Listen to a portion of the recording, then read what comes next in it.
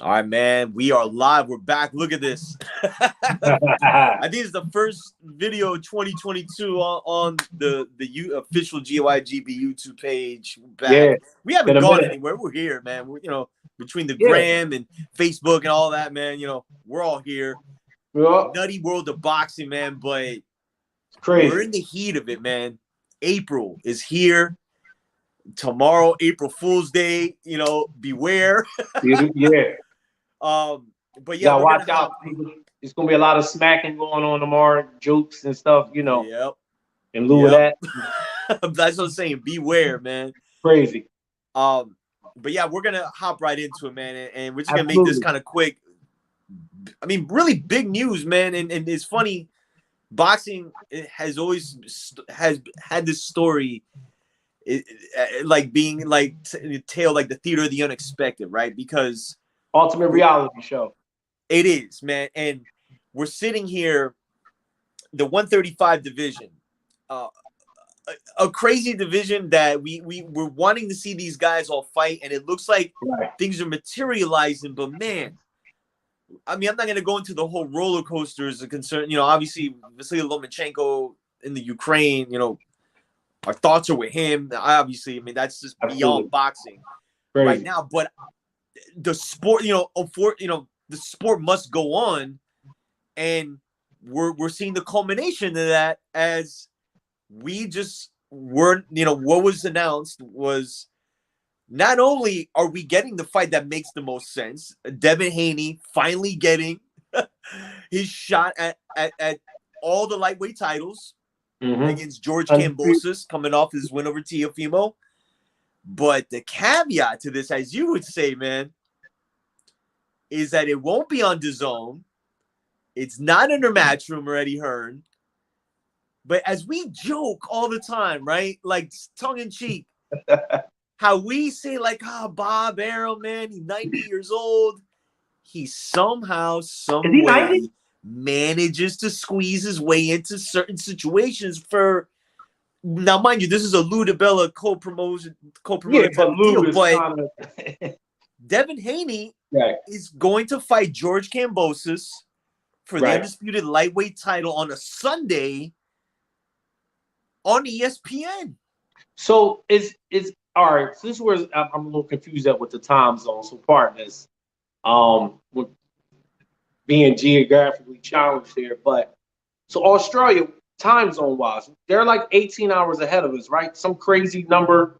Yeah, I know China's 13 or 12 a whole day, but Australia is Pops is in Hong Kong, so for him to go to Australia, it's not that much of a time difference. Okay, the fight is being billed as a Sunday afternoon for us. Okay. I guess due the time difference as far as what time it will be for us on the afternoon, but what time would it be over there? That's, I guess. Gotcha. That's where I was a little confused. Right. But we'll figure that part out later. But to circle back to what you were saying about Bob, we always joke about the movie Prometheus, where the guy never died. He was a part of the ship. Guy Pearce, I forget his name. Guy Pearce's role on Prometheus, you find out, and we passed the limitations of spoiler alerts, but he's a part of the ship. He never goes away. I feel like Bob Arum his ghost is forever. Listen, whatever, because I know fans get into, because I have people DMing me like, man, I'm like, bro. Yo, your audio's coming in and out. Oh, is it coming in and out? Let me put this. Can you hear me? Yeah. All right. No, I was saying that, when it comes to top rank, PBC, DAZN or whatever, maybe PBC and DAZN. Top rank, because DAZN is more like an independent contractor over there, So people get so caught up and fixated on, I'm partial to this promotional company, I'm partial to that promotional company, and we get lost in the process. It's these fights, the boxing aspect of it all. Like, the fight got made in the end, and Devin Haney, opened up and, showed some humility which I think it takes a big man to do that, and said, listen, I have to do what I have to do so my career can further on. Like, we all talk of this legacy talk. So sometimes you got to take a step back, which I don't really think is a step back, but you're going to take 30 steps forward, regardless of who is with. At the end of the day, it's a 2-fight deal with the lineal champion. So if he beats Kambosos, like he said, the gateway to wherever he wants to go there's going to be multiple gates open to go down different paths wherever he chooses to go. But in the end, you can't have it both ways. You can't say you want these guys to fight each other, but then when these guys go to a promotional company that you got an issue with, and we can talk about promotional companies, that's a whole nother subject. But when we're talking about legacy and making a stamp in the sport, how can you not respect what he did? I found a new respect for him, man, because we're in this era where fighters are taking like the financial route before they even hit like a point where it makes sense why you're making that money. You know, like we're all for fighters getting paid. Right. But he's putting himself in a position where when you look down the road, now mind you, man, look at where the umbrella he's under right now. Like right now. Right. There's fights with he can still have a Lomachenko. There's fights with Teofimo Lopez. There's other Josh Taylor, whoever. Josh Taylor. Yeah.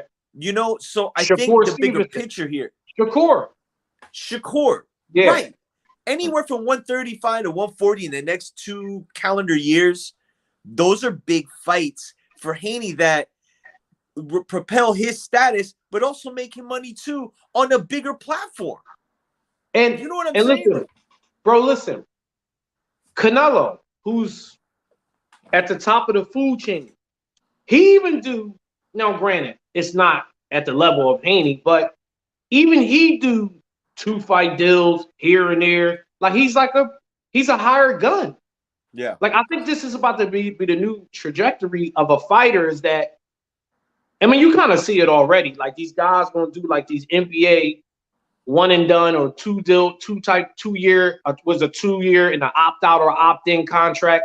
You kind of seeing that trend happen in boxing, and I think fans are so caught up. This is the problem that's plaguing the sport is that, and I heard Iman Shumpert say this about basketball. He was like, because of social media, fans are involved in stuff that they really shouldn't be involved in.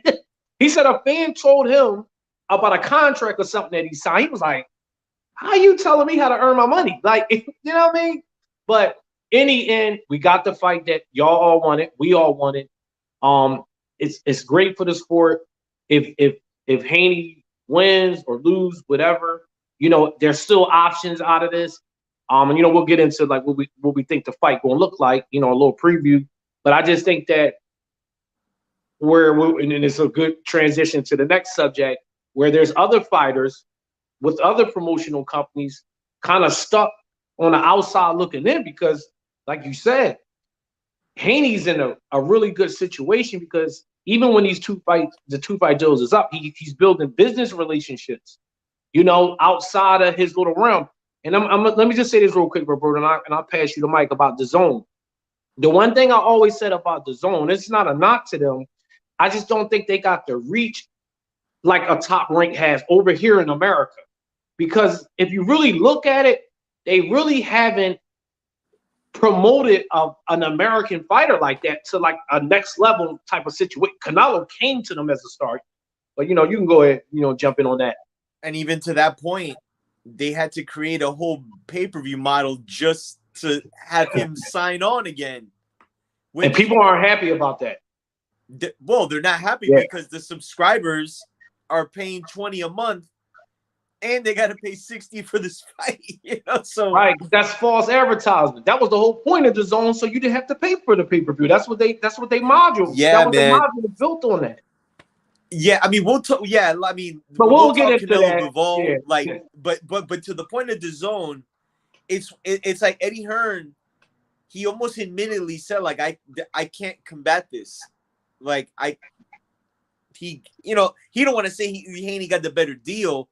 And I know people are they're saying like, oh, you know, Haney got a bum deal or whatever, but like Haney himself is saying like Floyd didn't make his money like right off the bat. Like he had to kind of cruise his way, and he learned the ropes. And it's crazy because I think in a way, Devin Haney he's gonna learn a lot from this situation. Yes, And maybe he is. sets an example for other fighters to be like, yo, you don't have to be, we'll speak to somebody, about other news that came up during this week as far as being tied down to a promoter per se. But, we talk about 135, man. We mentioned the guys like Haney, Lomachenko, Teofimo's now going to 140, and a host of others. Ryan Garcia, who's fighting next week. The one guy we always mention that is like outside of that bubble is Gervonta Davis. Now, in an ironic way, it's granted he's under Mayweather Promotions, but he's tied to Al Haymon, right? Right. And it's always a situation where a lot of Al Haymon fighters are in a situation where there's a lot of good matchups for them. In the case for Tank, right, and this is no knock.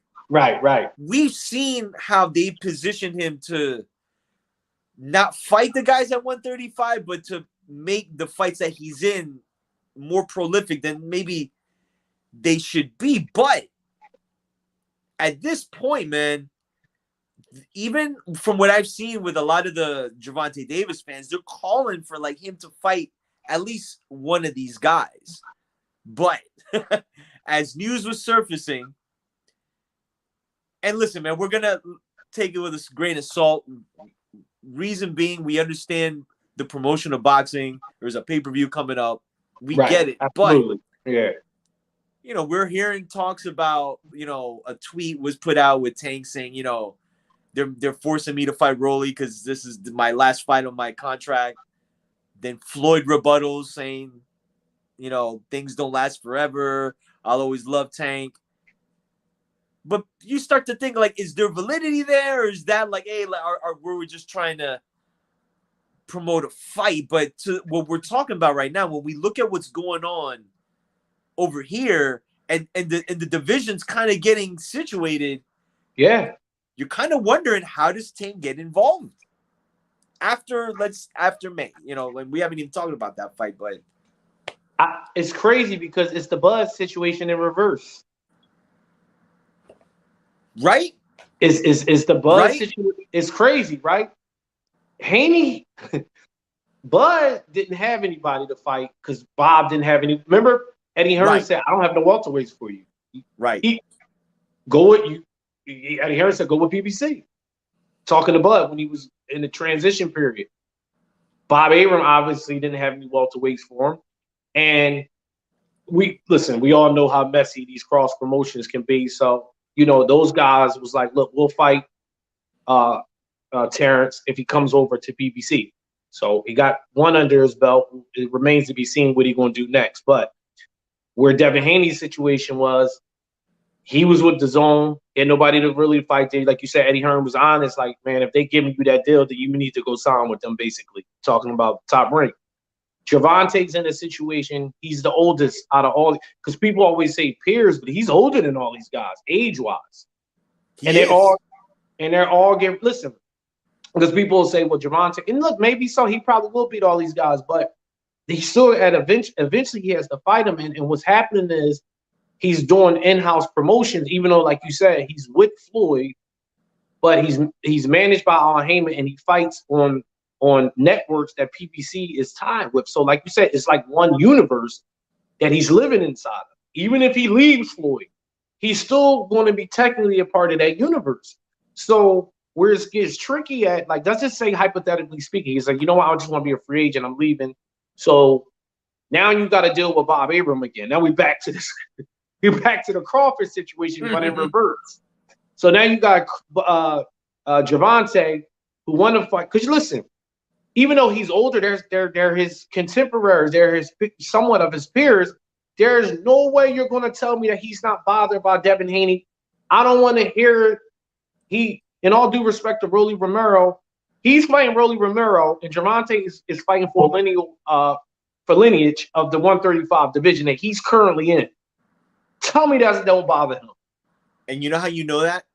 By the tweet about like, well, I'm getting paid more money. I'm like, yeah, but come on, man. That's right. That's the salt. That's the salt. We, in Philly, we call that's the salt in the wound. Yeah, that's man. the salty retweet.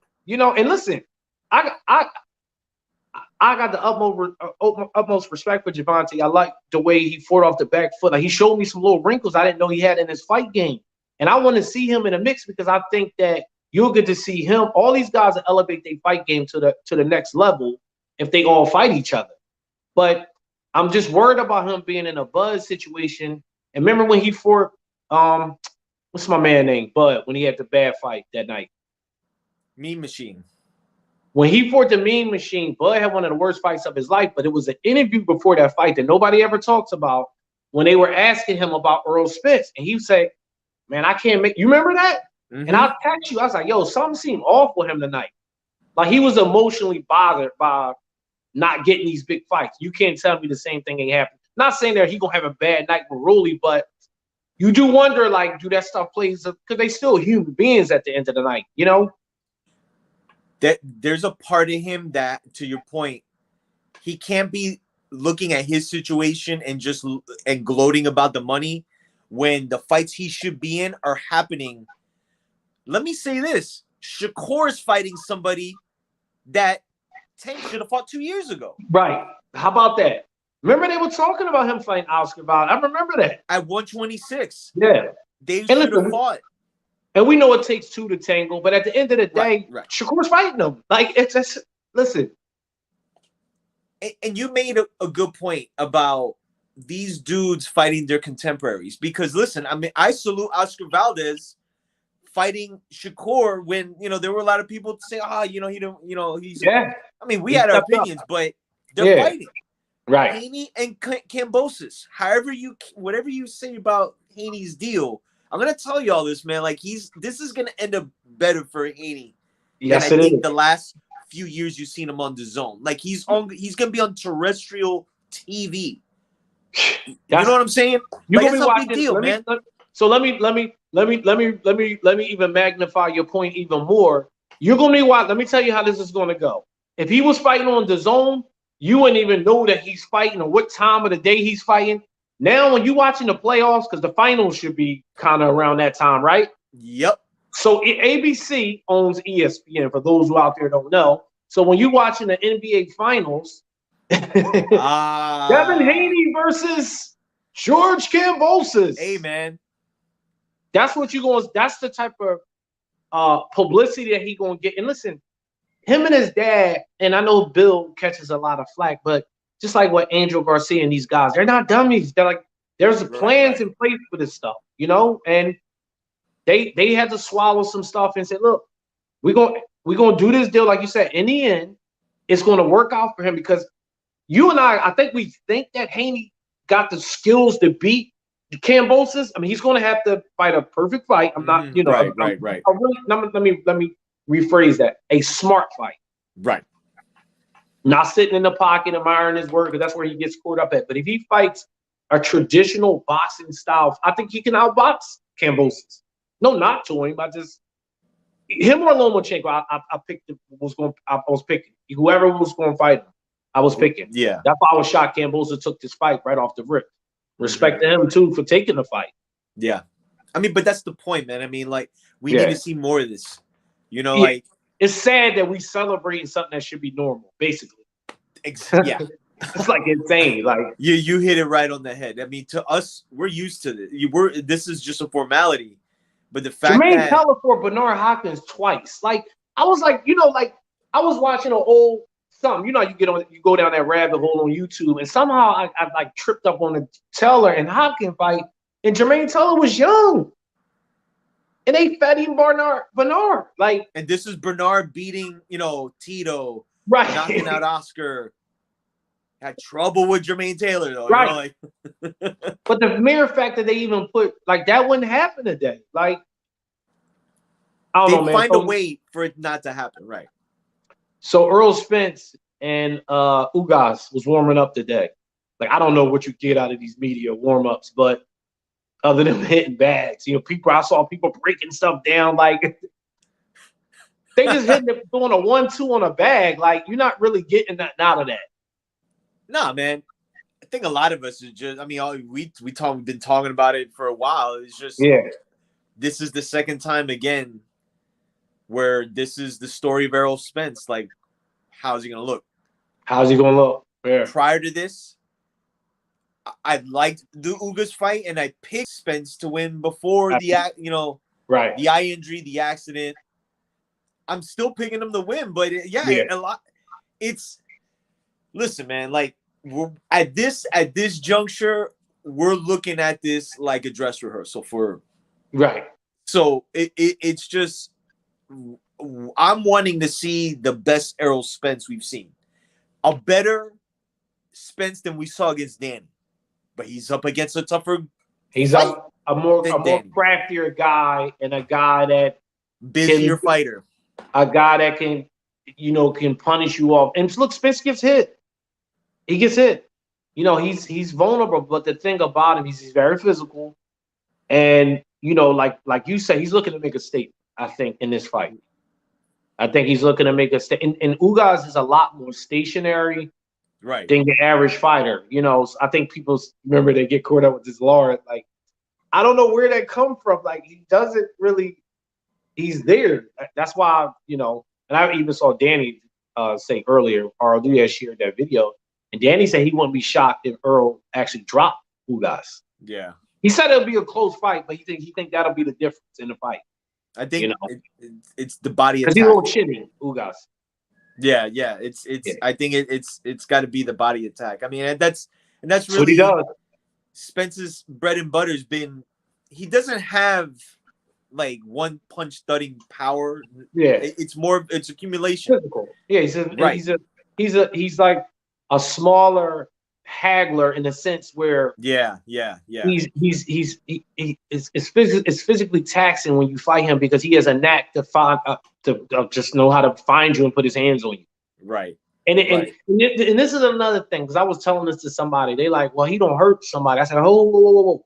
Just because a fighter doesn't knock somebody out or lock them, make them punch drunk, apprehension, like Danny stopped throwing punches because he didn't want to be countered with those those wicked body shots. Yeah. That's a form of, like, power got many variations to it. And people just get stuck on, oh, well, he didn't stop this guy, or he didn't do this or that. But the efficiency rate slows down when a guy constantly tagging you downstairs, so it's just different. Yeah. I'm interested to see how he looks, man. I mean, and like you said, I think he wants to make a statement. He knows, we all know the fight we want to see. It's like them commercials, the progressive with it. We all see it. Yeah, man. We all know. Like, listen, Spence ain't never been this adamant about the Crawford situation. They all want to be. These guys know their history. Yep. Since Zab, there hasn't been I was shocked to know that. I'm like, damn, all these years it hasn't been a 06. But we went. Remember and mainly the reason why that happened is because we went through that Pacquiao and Floyd era, and they was just throwing the belts in the trash. So it really was no belts. Kind of like went to the wayside because they were so big, box office wise. They just didn't care about belts. Yeah. So that's why it kind of went to the wayside. But now I think it's circling back to that, like a bragging right, which I think is a good thing. But listen. Yeah. It's crazy. You and I have been talking about this. Bud is not making a decision until after that fight. We only got He's been quiet. Very quiet. He's about his move, like we've been hearing stuff. That's a good thing. Bad boys. That's a good thing. Because I'm telling you, man, like I've always felt when the less you hear, the better. This fight's coming up. He's been chiming away, and then Spence too is like, hey, look, it's a lot easier to make now. He ain't with Top Rank. Yep. So, and from the perspective of the PBC, man, look, they need a marquee fight too. They need. What I'm saying? This fight does good business. This fight does good business. That would be. I mean, there. Look, I mean, we're not gonna have a Mayweather Pacquiao kind of situation in this era. Like, at least I don't think so. Yeah. But that Even doesn't mean 500,000 is pushing it anymore. You know. Yeah, nah. I just think this is a situation where they can make a real big event and have a fight that, at least in our time, man, I can't recall. Again, we're 80s babies, not babies, but like we're products of the 80s. Exactly. Right. But we love Ray and we love the Four Kings, but that wasn't our era. Right. We studied it, but our era, 90s, early 2000s. But when I go back, man, I have a tough time finding a matchup like Crawford and Spence for what the fight would mean and for all the belts potentially. It's just crazy.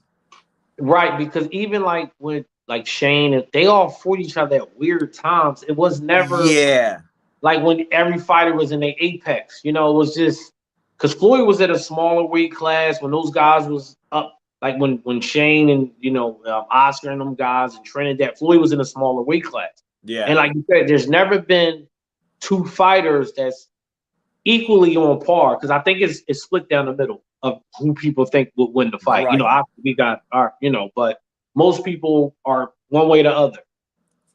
And I really try to push this narrative when we talk about pay-per-view and why pay-per-view in general was created, man, because people paid a premium to watch a fight that, particularly this one, man. Look, we have our pick, but it's a situation where there's a reason why it's split down the middle, and it's why we need to see it. I mean, look, we got to get past April, and Absolutely. Then whatever Crawford decides to do, because I'm of the opinion, man, like, let's just make this next, man. Like, I don't think we really need to, like. That's why. Listen, I've been telling we've both been collectively saying, like, do we really need to see him fight Keith Thurman or something? Nah, man. I saw Danny talk like, these guys, all due respect, but they kind of like they passed it, and people forget too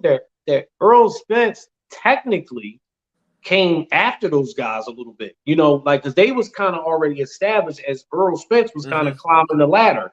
Remember Keith Thurman was like, you got to earn your spot to fight me now. Now look at him. Right, exactly. But I think you brought up something interesting, off camera. You said he needs to show up to that fight and do some Hollywood. He needs to pull a Will Smith. He needs to show up and make a statement inside that ring to, like, not that the fight needs theatrics, but I just think it'll help some things a little bit better. Again, man, we're students of the game as far as what happens in the ring, but at the same time, this is show business, man, and we've seen some of the craziest things and lead-ups that led to. I mean, look, people forget. Remember after Floyd and Marquez fought? And Shane walked in, and B-Hop walked in, and he's like, "That's the fight you gotta have." And to the races, man. And I think for this, granted, Bud would be going in the Lion's Den, but man, it would set a huge ripple. Yeah, that's like sports news, ESPN. Like, I gotta believe that he's getting in the ring if Spence wins. I would be shocked if he did. He's got to be there at least, man. I mean, he was at one. I forgot what fight he was at. That he was there. Was it Danny? It was Danny. It was Danny. He was at the Danny fight. And Spence was at the Porter fight. Right, and he left when he got stopped. Right. He said, "Oh, I thought you don't come to my fights." Remember? So I'll be honest, man. Like, I think he gets past Ugas. I just can't help but think they're not trying to trek for this to happen next. Because why are you? And listen, Bud, I still feel is that, like you said, like the apex, but he is turning 35. We got to start thinking, like, do you want to keep just adding another notch And notch before the ROD. time where you get to the fight, and then you start wondering, man, you had a tough fight with Thurman, or tougher than I expected, and now you're gonna fight Errol Spence. And ROD brought up a great point too. One thing you gotta factor in is that Crawford isn't like Andre Ward or Bernard, where he's a safety first kind of guy. Oh no, he's gonna throw. So Man. a 35-year-old non-safety first guy is a bit dangerous. So it's like you got to factor that in too, because it's like, all right, Bud is the type of guy, he don't mind, taking a shot here or there, to get settled into wherever he's trying to get settled into. So you got to factor all that in there too. Like, all right, this fight got to happen because you got Boots Ennis coming up. Not that Virgil Ortiz could beat any, but still, he's young and these guys are getting older. We've seen how this stuff works, So on any off night, a guy get old in the ring, strange things can happen. So I just think that it's going to happen next. I'm a firm believer it's happening at the end of this year until proven otherwise. I think Bud is not fighting nobody, and I think he's going to fight them. They telling him not to. Bro, listen to this. Why wouldn't Bud mention everybody else has got their fight set up for whatever? No mention of no fights, no potential opponents. It's just 2-fight deal rumored out there. That's it. That's what I'm saying, man. Like things are real quiet. Real quiet. And mine's a month. It's less than a month away. It's like 2 weeks, 2.5, 3 weeks away. Yeah. I don't know, man. Things are getting. He'll make his announcement on April 16th. Yeah. That's when he'll make his announcement. Yeah, man. Yeah. No, I mean, starting next month, man. I mean, really, no. Into next week, man. It's on and popping. We'll come back, after the Ryan Garcia fight, because that week will be the week prior to the Spence fight, so we can recap that and then kind of roll from there. Just try to do these because we've got 5 title fights this month or 4. Every single week is a fight. Yeah. Every single week. Yeah, that's crazy to have 4 title fights in 1 month. Yeah, that's crazy, man. That's crazy. All right, bro. Man, we're back, man. So yeah, at Guard Your Grill Boxing, like, subscribe, notification. You already know. We are out of here, man. Enjoy. All right, God, peace.